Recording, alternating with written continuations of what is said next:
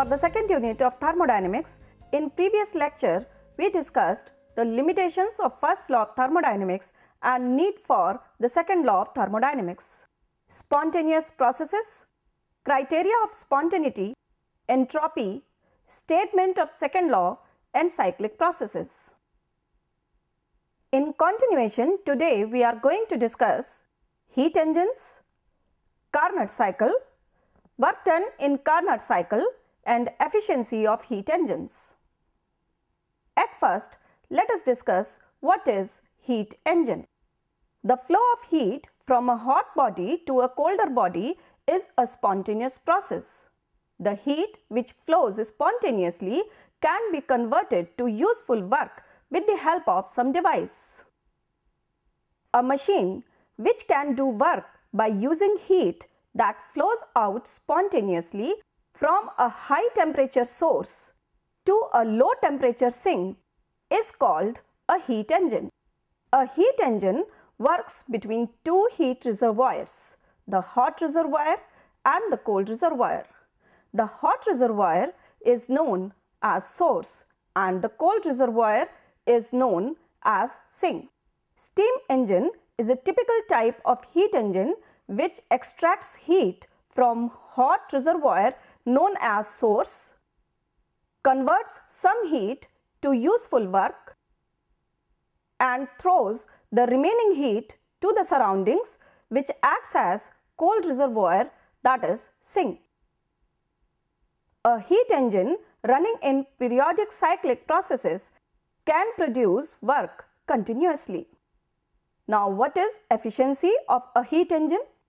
The ratio of work done by the heat engine to that of the heat absorbed by the heat engine from the source, that is from the hot reservoir, is called the efficiency of the heat engine.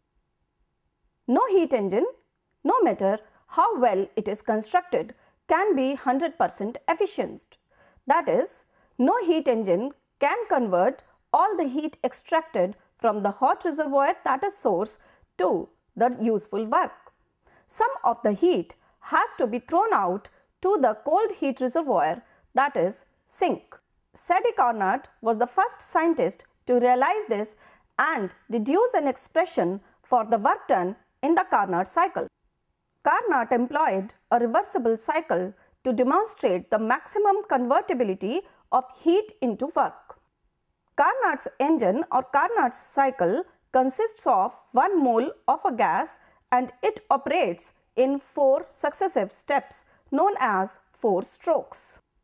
The 4 operations of Carnot cycle are: first stroke is reversible isothermal expansion, second one reversible adiabatic expansion, third one reversible isothermal compression and fourth one reversible adiabatic compression. Here you can see the 4 strokes operating in series. Let us discuss the first stroke. It is isothermal expansion of the ideal gas. Ideal gas takes some heat from the source and it gets expanded. The gas is allowed to expand reversibly and isothermally at the temperature T2 so that the volume increases from V1 shown by the point A to V2 shown by the point B, and pressure of the gas decreases from P1 to P2. Since in isothermal expansion of an ideal gas, internal energy change remains 0, that is delta U remains 0. Hence, from first law of thermodynamics, which is delta U is equal to Q plus W, we can see that Q will be equal to minus W. In expansion, work is done by the system, hence work is taken to be negative. Therefore, from first law of thermodynamics, we can say that Q is equal to minus W. If we say that Q2 is the heat absorbed by the system and W1 is the work done by the system, then Q2 will be equal to minus W1, which will be equal to R T2 natural log V2 upon V1. This we have taken as equation number 1. Now the second stroke of Carnot cycle is reversible adiabatic expansion of the gas. Here the temperature changes from T2 to T1 and volume increases from V2 shown at point P to V3 shown at point C. Pressure decreases from P2 to P3. Here you can see the two strokes successively. First stroke, reversible isothermal expansion, and the second stroke, reversible adiabatic expansion. As work done here by the system adiabatically, hence the system cannot absorb any heat. Therefore, Q will remain 0. Now from first law of thermodynamics, that is delta U equal to Q plus W, we will get delta U is equal to W. Here also expansion is going on, hence work is done by the system on the surroundings. Hence by definition we will get CV equal to du by dt at constant volume. Here CV is the molar heat capacity at constant volume. This is equation number 2. Now for a finite change, delta U will be equal to CV delta T, or we can say CV T1 minus T2. Here initial temperature is T2 and final temperature is T1. Therefore, CV T1 minus T2 will be equal to minus W. This is equation number 3. Delta T is the change in temperature, which is equal to final temperature minus initial temperature, or we can say that minus W equal to minus CV multiplied by T2 minus T1, which is taken to be equation number 4. If the work done in this stage is denoted by W2, then we will get minus W2 equal to minus CV multiplied by T2 minus T1. It is equation number 5. Now we will go to third stroke. Third stroke is reversible isothermal compression at temperature T1. Here the gas will release some amount of heat which is taken to be equal to Q1. During isothermal compression, the temperature remains same at T1. Volume decreases from V3, which is denoted by point C, to V4, which is denoted by point D. Pressure increases from P3 to P4. You can see the 3 steps in succession. First one, reversible isothermal expansion.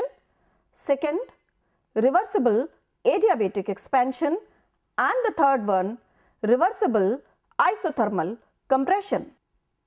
In isothermal compression, delta U will be equal to 0.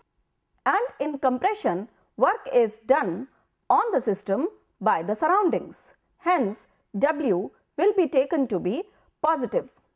From first law of thermodynamics, we can say that delta U is equal to Q plus W, and as delta U is equal to 0, hence Q will be equal to minus W. But as work is done on the system, therefore work is taken to be positive. Hence, we can say minus Q1 equal to W3 equal to R T1 natural log V4 upon V3. This is equation number 6. Q1 is the heat given out to the surroundings and W3 is the work done in third stroke. In fourth stroke, we will go to reversible adiabatic compression. Here, the gas will be compressed from T1 to T2 and no heat will be absorbed or given out because the process is adiabatic. The adiabatic compression is done from the temperature V4 to V1. The volume of the gas decreases from V4 denoted by point D to V1 denoted by point A. Pressure will increase from P4 to P3. The four operations you can see in succession. First one, reversible isothermal expansion from A to B, and system changes from P1 V1 to P2 V2 at temperature T2 and absorbing the amount of heat equal to Q2.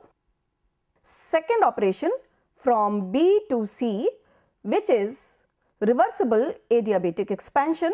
System changes from P2 V2 to P3 V3 and temperature changes from T2 to T1. The third operation is from C to D, which is reversible isothermal compression. The system changes from P3 V3 to P4 V4 at constant temperature T1, and the amount of heat which is evolved is equal to Q1. And the fourth step is reversible adiabatic compression D to A, and the state of the system changes from P4 V4 to P1 V1. Here no heat will be absorbed or evolved, but temperature changes from T1 to T2. First operation is isothermal expansion at temperature T2. Second, adiabatic expansion from T2 to T1. Third one, isothermal compression at temperature T1. And fourth one, adiabatic compression from temperature T1 to T2. Now in fourth step, as it is adiabatic, no heat will be evolved or absorbed. Hence, Q will be equal to 0. And from first law of thermodynamics, we know that delta U is equal to Q plus W. Therefore, Q will be equal to minus W. In compression, work is done on the system. Therefore, work has to be taken to be positive. Therefore, delta U will be equal to CV delta T, which is equal to CV T2 minus T1. If W4 is the work done in this stage, then W4 will be equal to CV multiplied by T2 minus T1. This is equation number 7. Here T2 minus T1 is the change in temperature, which is also the increase in temperature in adiabatic process. If we take the net heat absorbed in complete cycle equal to Q, then it will be equal to the heat absorbed in first cycle plus heat released in third cycle. Hence, total heat Q will be equal to Q2 plus minus Q1. It is because Q2 is the heat absorbed in first cycle and Q1 is the heat released in the third cycle. So, Q2 plus minus Q1 will be equal to R T2 natural log V2 upon V1 plus R T1 natural log V4 upon V3.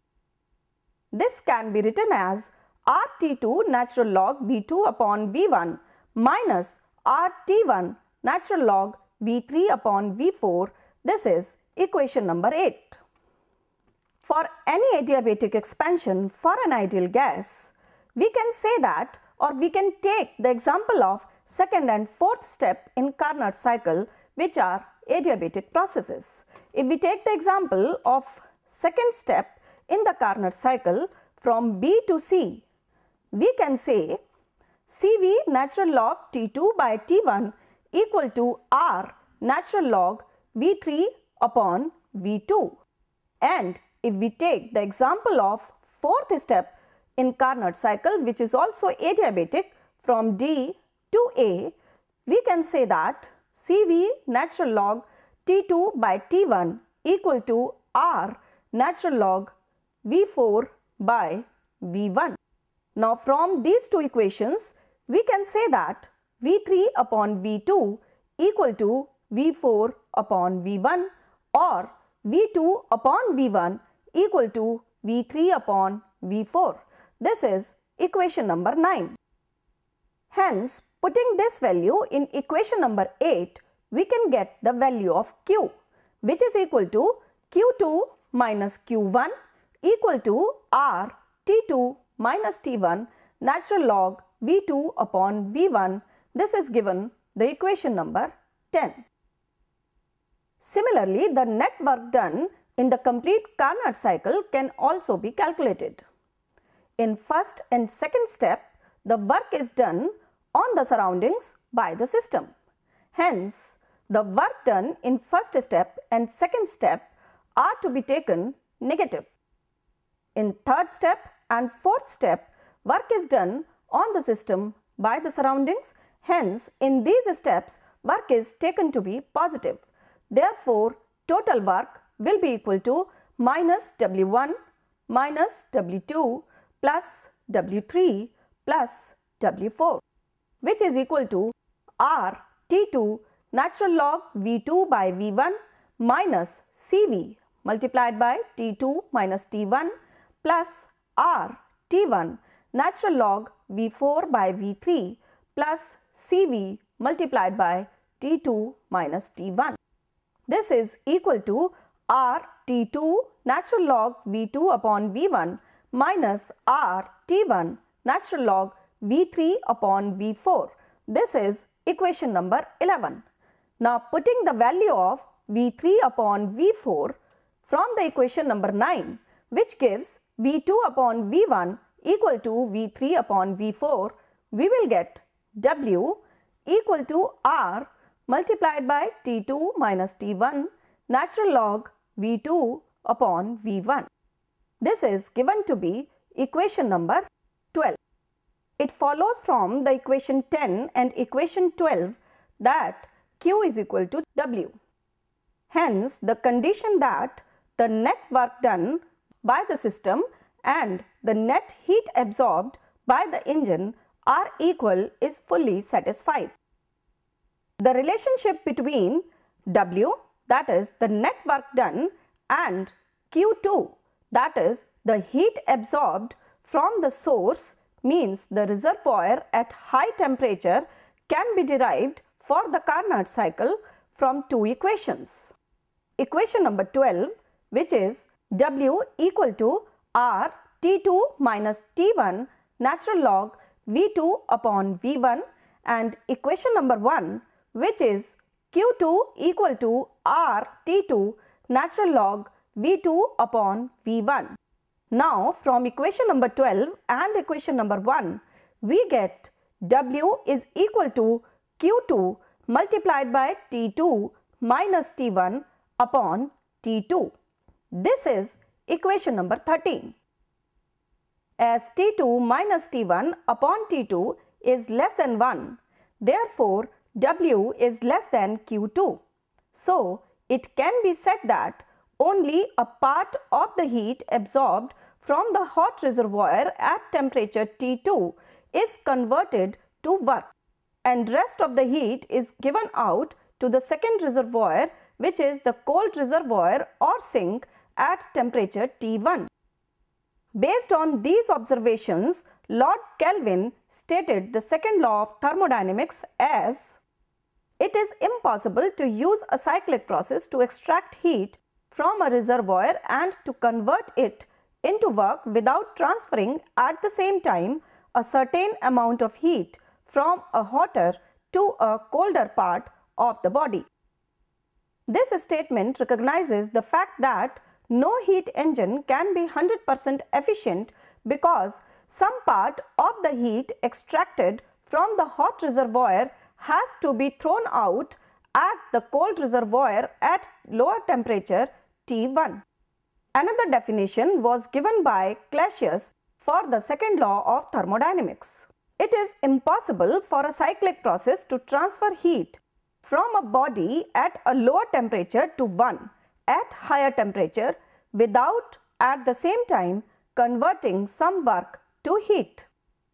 This statement recognizes the fact that heat flows spontaneously from hotter body to the colder body. But if the direction of flow of heat has to be reversed, some work has to be done with some external agency. Now we are going to discuss the efficiency of heat engine. Efficiency of heat engine is defined as the net work done W by the heat engine to the heat absorbed by the engine at the higher temperature T2, which is given as Q2. Therefore, we get efficiency equal to W upon Q2 equal to T2 minus T1 upon T2. This is equation number 14. Efficiency is represented by the symbol eta. Since T2 minus T1 upon T2 is less than 1, hence efficiency is always less than 100%. The efficiency will be larger if the difference between the two temperatures, that is the temperature of the source and the temperature of the sink, is larger. This is the reason why superheated steam is used in steam engines. It is also evident from the equation for efficiency that efficiency will be maximum, that is it will be equal to 100% if T1, that is the temperature of the sink, is 0 Kelvin. The net heat absorbed in Carnot cycle is equal to Q2 minus Q1. Now from first law of thermodynamics, it must be equal to the net work done by the system. Therefore, W must be equal to Q2 minus Q1. Combining this equation with equation 14, we will get Q2 minus Q1 upon Q2 equal to T2 minus T1 upon T2. This is equation number 15. Hence, efficiency eta will be equal to Q2 minus Q1 upon Q2, which is also equal to T2 minus T1 upon T2. Here Q2 is the amount of heat from the hot reservoir, that is source, and Q1 is the amount of heat which is given out to the sink. T2 is the temperature of the hot reservoir, that is source, and T1 is the temperature of the cold reservoir, that is sink. This equation for the efficiency of heat engine has been arrived by assuming that the heat engine or Carnot cycle operates on reversible cycles. But in actual practice, it is not possible to operate a change infinitesimally slowly. Hence, the efficiency of the heat engine in actual practice will be less than the efficiency given by the equation. Now, we are going to discuss some examples related to calculation of efficiency of heat engine. First one is calculate the maximum efficiency of an engine operating between 110 degrees Celsius and 25 degrees Celsius. Maximum efficiency of an engine working between temperatures T2 and T1 is given by eta equal to T2 minus T1 upon T2. Here T2 is 383 Kelvin and T1 is 298 Kelvin. Therefore, efficiency will be equal to 383 minus 298 upon 383, which is equal to 0.222, or we can say it is 22.2%. There is another example to calculate the maximum work that can be done by a heat engine. Heat supplied to a Carnot engine is 453.6 kilocalories. How much useful work can be done by the engine which works between 0 degrees Celsius and 100 degrees Celsius? Here, higher temperature, that is the temperature of source, is equal to T2. which is equal to 100 plus 273 equal to 373 Kelvin. And the temperature of sink is equal to 0 degree Celsius, which will be equal to 273 Kelvin. Q2, which is the amount of heat absorbed, is equal to 453.6 kilocalories, which will be equal to 453.6 multiplied by 4.184 kilojoules equal to 1897.86 kilojoules. Now putting all the values in the equation, W equal to Q2 multiplied by T2 minus T1 upon T2, we will get 1897.86 multiplied by 373 minus 273 divided by 373, which is equal to 508.8 kilojoules. Therefore, maximum work done by the engine will be equal to 508.8 kilojoules. In the end, let us revise what we have discussed today. Today we talked about heat engines, Carnot cycle, work done in Carnot cycle and efficiency of heat engines. In continuation, in next lecture, we will discuss Carnot's theorem and the calculation of expression for entropy from Carnot cycle.